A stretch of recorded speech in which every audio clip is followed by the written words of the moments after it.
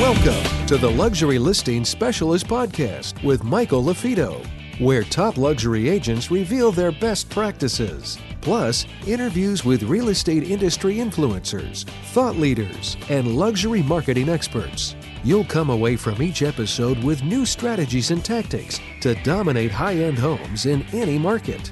And now for the latest episode of Luxury Listing Specialist. Here's your host, luxury real estate expert, coach, and trainer, Michael LaFido.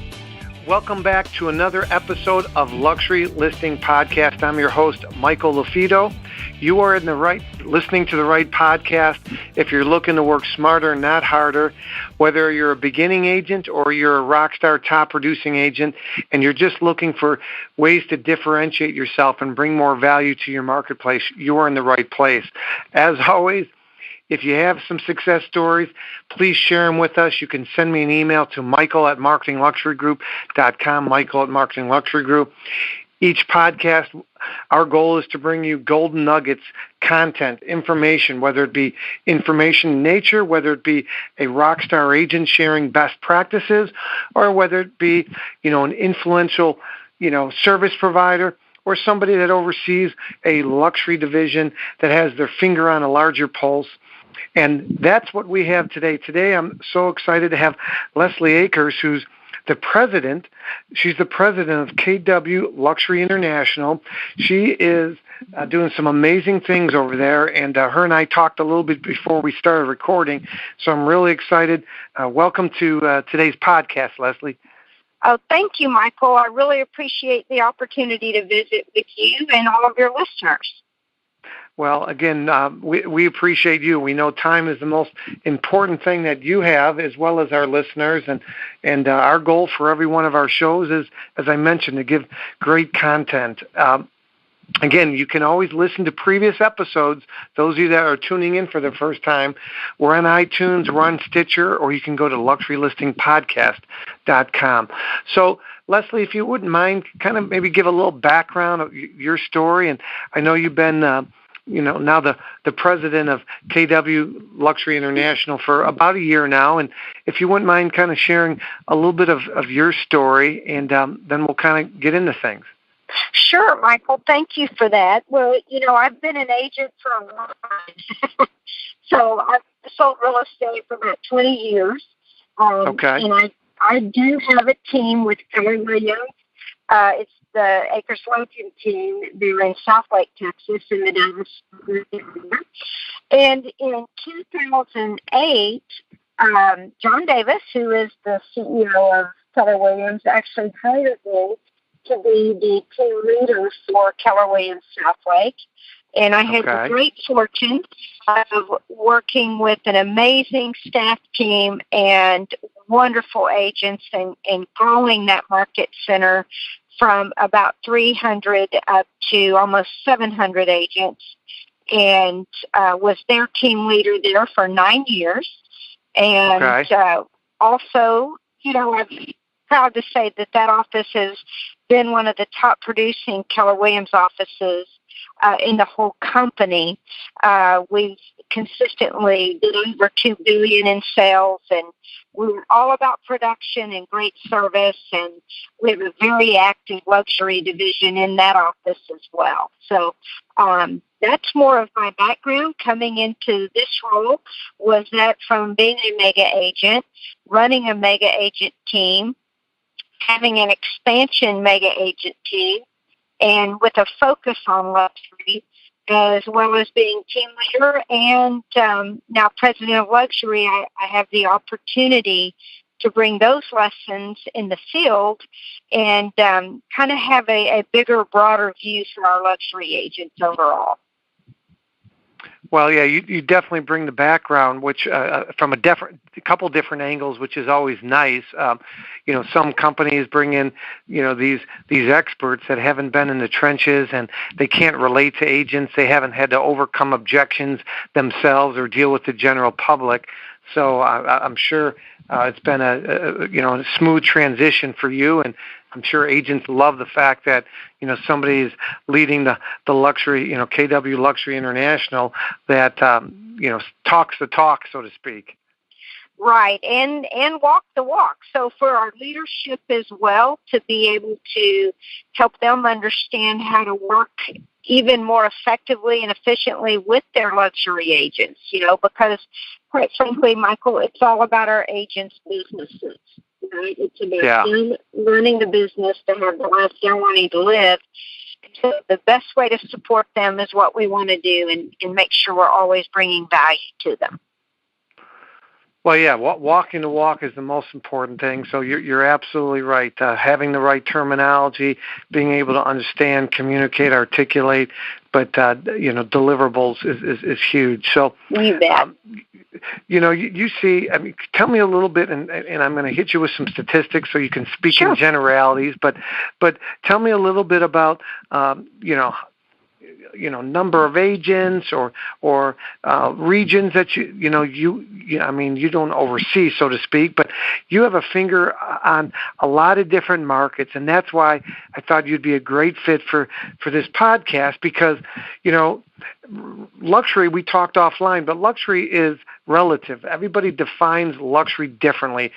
5 million in Austin is different than 5 million in Beverly Hills. So many times agents think, luxury is the McMansions, but that isn't the case. So again, with our luxury listing specials, show in our certification, and we always talk about luxury it's all relative to the given marketplace. We define luxury as 3 times whatever the average sale price is for that given market.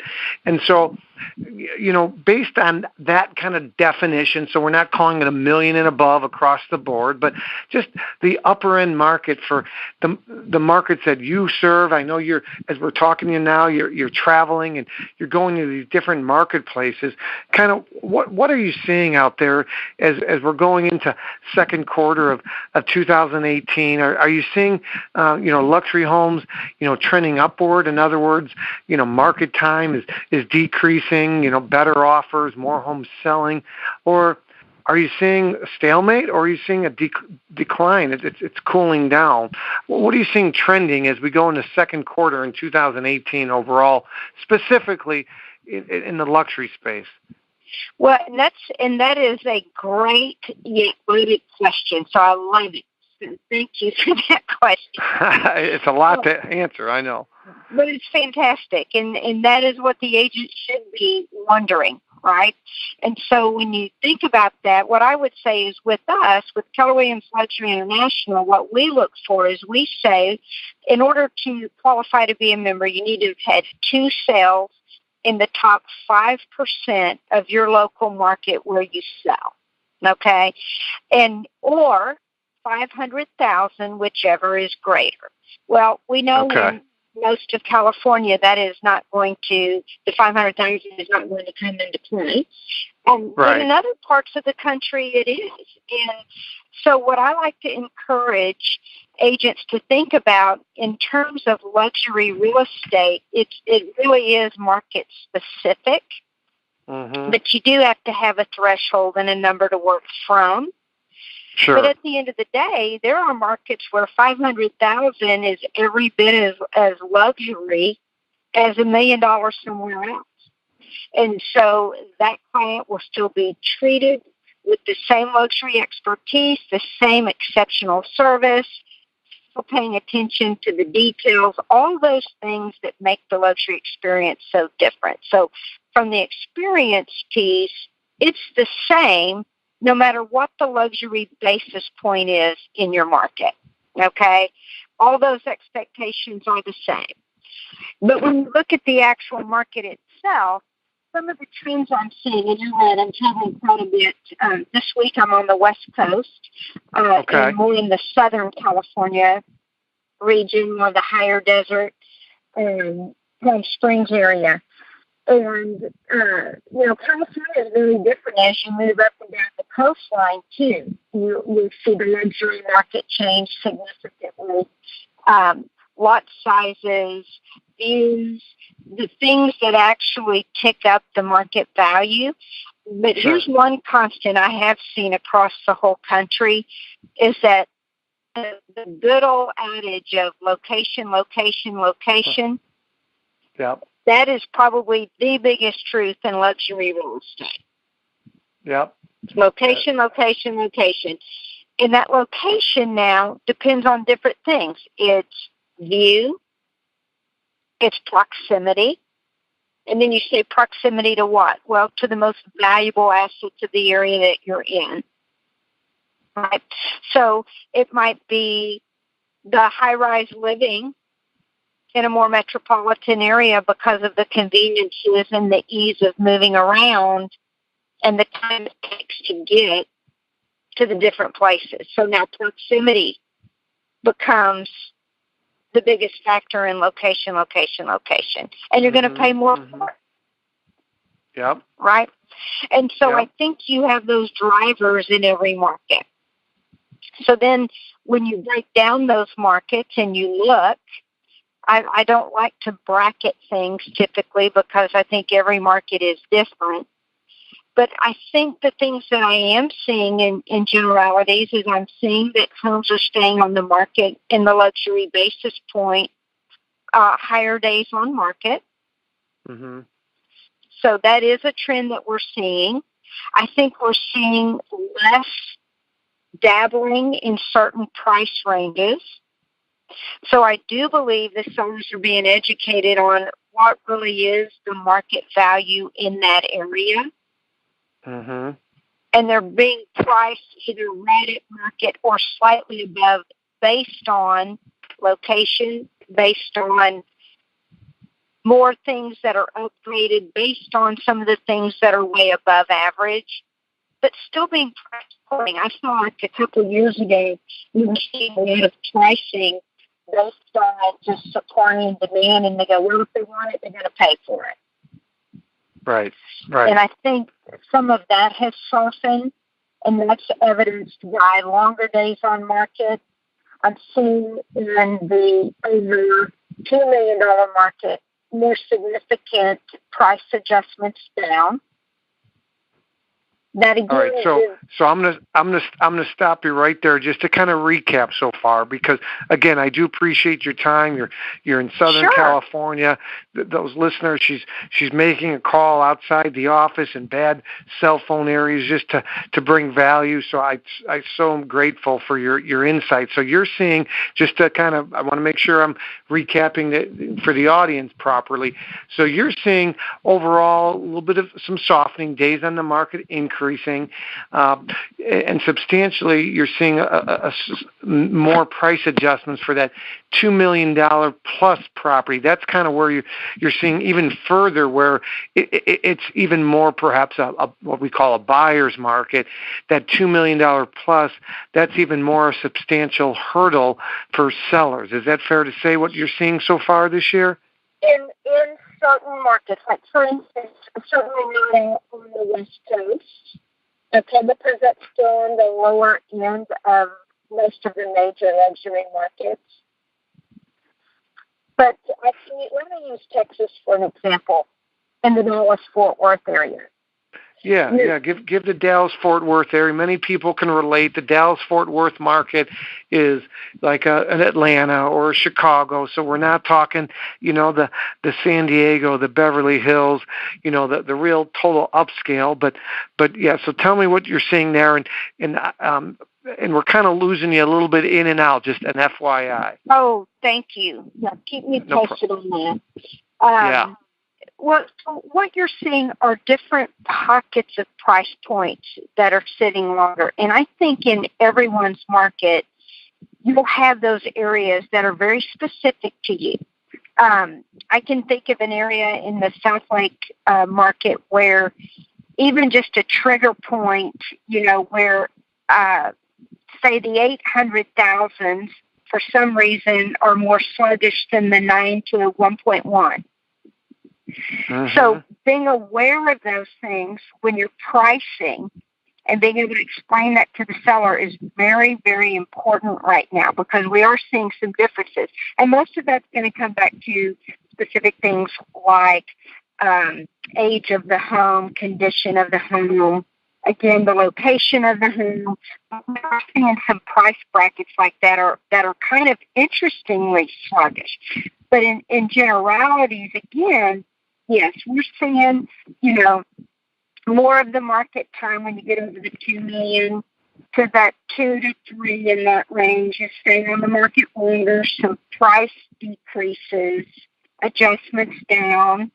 Maybe they were going to see what they could get.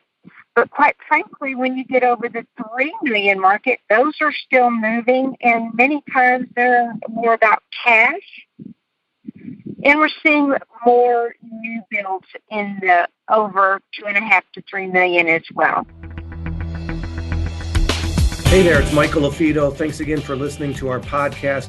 If you are interested in signing up for our Luxury Listing Specialist certification, or if you want additional information on how you can dominate selling higher-end homes in your marketplace, make sure you go to luxurylисtingspecialist.com. That's interesting because that's what I'm seeing as well. I was just recently down in Nashville, and I'm going to be doing some trainings, in that area again. And we're seeing that $2 million for the Chicago market is slower for resale. However, you're seeing new construction, custom builds, if you will. People with that kind of money would rather, build versus buy existing unless they can get a great deal. Yes. That's exactly right. And that price point, you get over that $2 million, $3 million price point, they can pretty much build whatever they want. So then the question becomes, do I have the time to build? And that becomes the bigger question, is the kind of time that they have, the flexibility with that, and then is it better to buy something existing and just update it or, modify it to fit their needs. But because there's stress involved. You mentioned the building, the time involved. Some of these big homes, it's a year build job or longer. I mean, I've literally seen marriages torn apart over building the dream houses because there's a lot of stress involved and the finances, right? I mean, I'm talking to one client right now, and the builder gave a proposal, and it was about 35% higher than their budget allowed, which the builder knew. So, there's a lot of stress involved with building. Oh, my gosh, there is. And, that is very common with the build-to-suit arena, which is very prevalent in the luxury market overall across the country. But, yes, it is typical for the cost to be over anywhere from, I'm going to say, about $7 to $12 a foot would be very normal to be over budget. So that's just food for thought.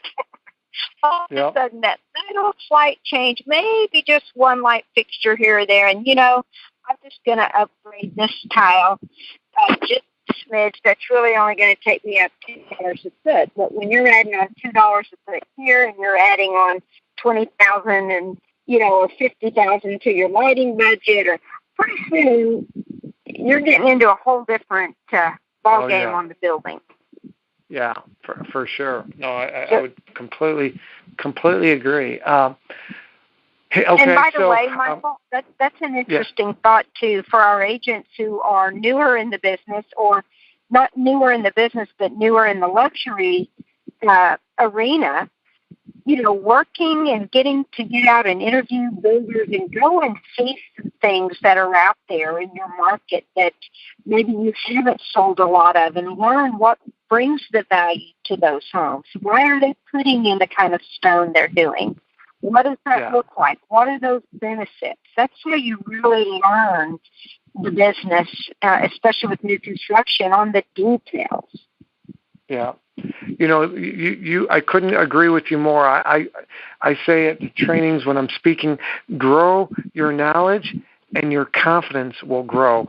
So the more you know if you're building, if you're interviewing builders, you're going through their developments, if you're touring some of these amazing properties, but you don't have the portfolio yourself, but you're learning, and you're not just about the custom and the materials, but your confidence will begin to grow because you realize at the end of the day, it's bricks and mortar and it's still a home, right? I mean, right. So great. Go ahead. It literally becomes the ability to have the language of the amenities and to be able to speak to those and know the differences. What is the difference in a Category 5 granite versus a Category 8? And why certain types of marbles in the kitchen versus bathrooms? Why? Yeah. There are so many differences that actually affect the value of the property. It's not just the fact that it's a stone. Yep. Yep. Am I listening, you, Michael? No, I can hear you just fine. Okay. So you're absolutely right. So understanding that, and that's a good note, by the way, for all of those that are listing agents out there that have properties you represent, is you got to tell the story of the home. And we talk about lifestyle marketing a lot, Leslie, but you got to tell the story of the home. But for the left brain analytical buyers, they want to know the style of the stone, the flooring. We call those the special feature sheets, the informational sheets, because, you have the pretty brochures for the right brain people, but then you have the special features and the analytics and the description, the room by room of the stone, the materials, the construction. That's really important for a segment of buyers. Now, I'm a big believer that if you have terrible photos, you have terrible descriptions, the details won't even be read, because you got to position the home effectively to get eyeball traffic.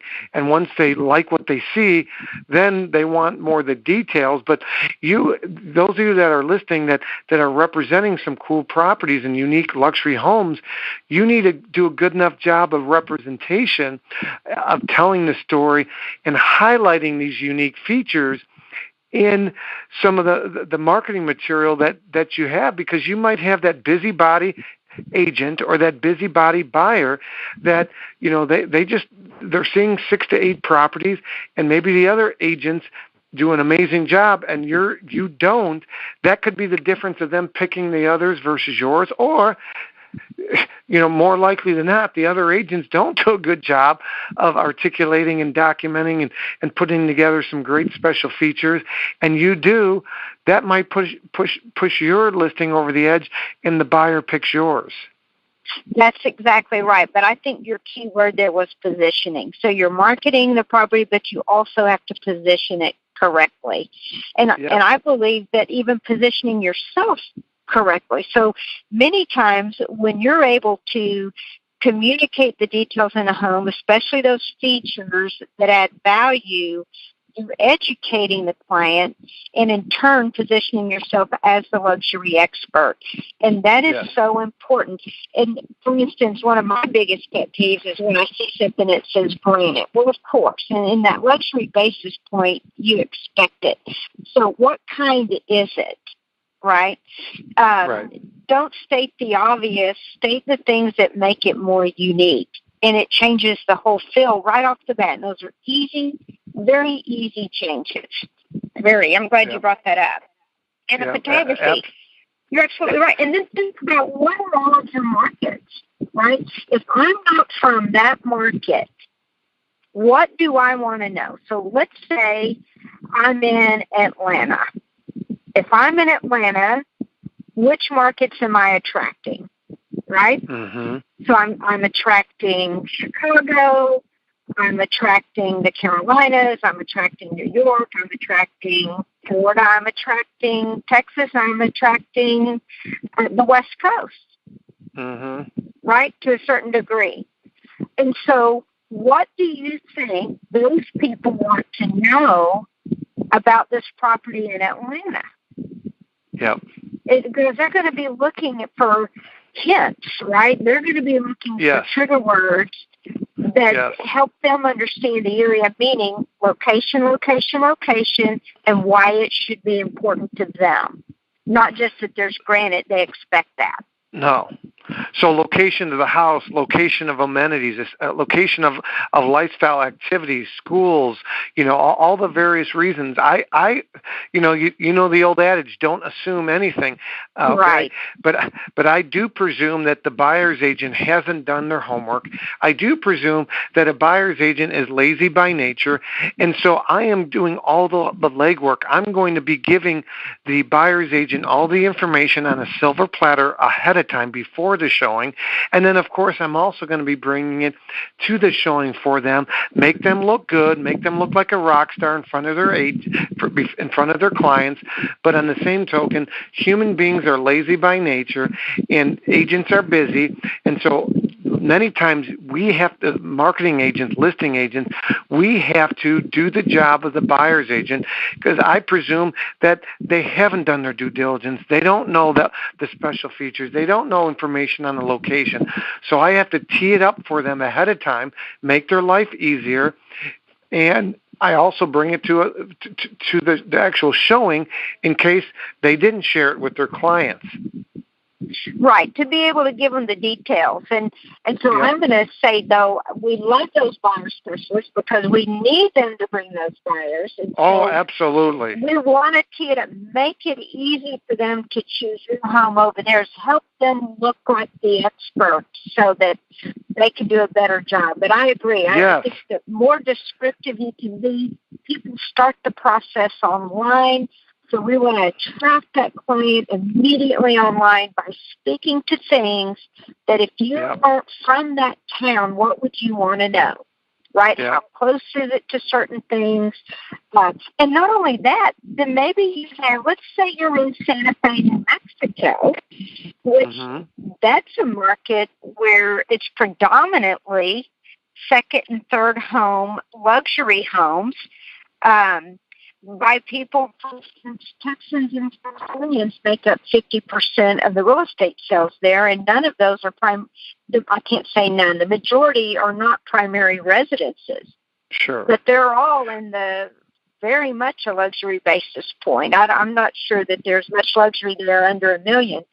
So, I mean, it literally is, I want to say the average is just under 800,000 just as an average basis point.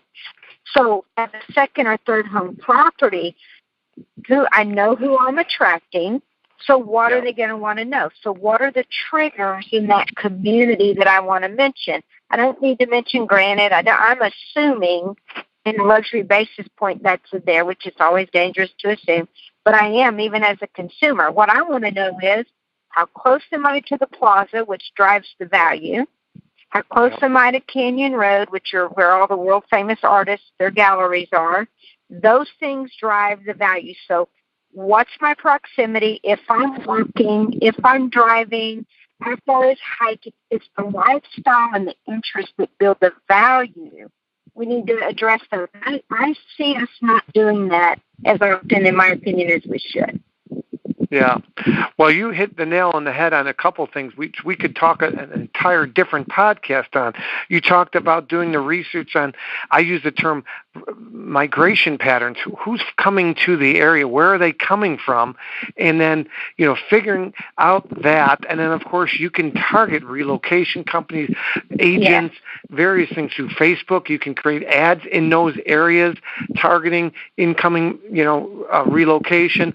That was one thing I wanted to, touch upon that you brought up. The second thing you talked about a little bit is it's not just, those migration patterns, but also like the positioning and knowing, those key triggers on what they're looking for. So really, really good points. Now, you and I could talk for hours, which I love. Yes, we could. I always tell folks on the podcast, we try to keep it to about a half hour. I know some podcasts go an hour, but we try to keep it to 30 minutes. Now, Lesli, you've provided some amazing information. If somebody wants more information on KW Luxury International, or maybe contact you or what have you, what's the best way for them to find more information about Keller Williams Luxury International? You bet, and thank you for that, Michael. And I always like to say, Keller Williams Realty is the largest real estate company in the world, at least predicted right now.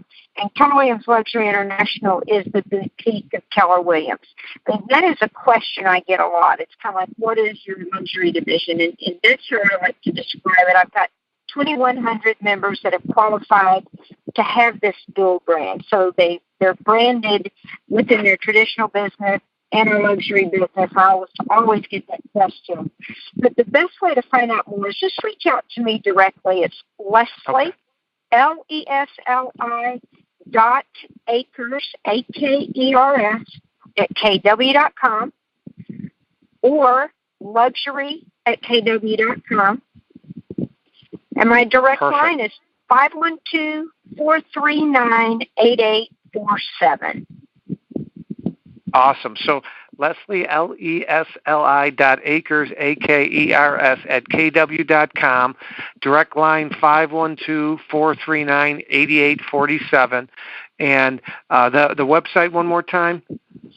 Or you could also email us at luxury@kw.com. luxury@kw.com. Awesome. Well, thank you so much for your time. I know, especially being on the road, it's difficult, but thanks for blocking off some valuable time. It was great. And again, if you guys want to download this episode or a previous episode, again, you could go to iTunes or Stitcher, or go to luxurylistingpodcast.com. If you feel like somebody else would be a great interview on this podcast and you had a question, please submit those questions or nominate someone to Michael@marketingluxurygroup.com, Michael@marketingluxurygroup.com. Again, thanks for another great episode of Luxury Listing Specialist Podcast. My name is Michael Lafito. Continue to prove them wrong. Take care. Thank you.